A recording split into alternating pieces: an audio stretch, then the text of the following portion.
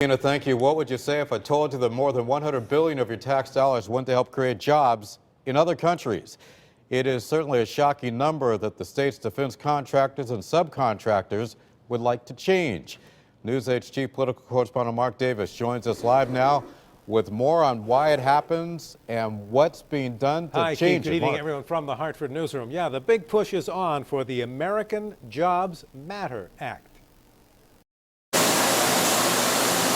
Flanagan Industries is just one of the estimated 1,000 subcontractors in Connecticut making parts for the aerospace industry.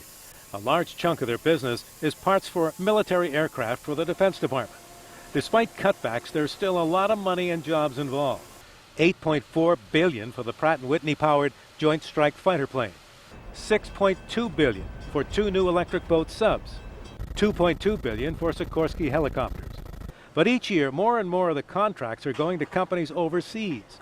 You may be shocked to learn that over a 4-year period, the federal government spent $124 billion of your tax dollars for goods made in other countries. Your tax dollars paying for jobs overseas. Today, one of the owners of Harrington Industries joined with the state's 2 U.S. senators in calling for change. When work is placed overseas, we have no idea where it goes, what went, or how to get it back. The 2 senators are sponsoring a bill that would require defense contracts to also consider jobs in the U.S. in part of the bidding process. American taxpayer dollars should be spent on American companies and American jobs. Period. Stop. One example, a German company outbid a Connecticut company for submarine parts.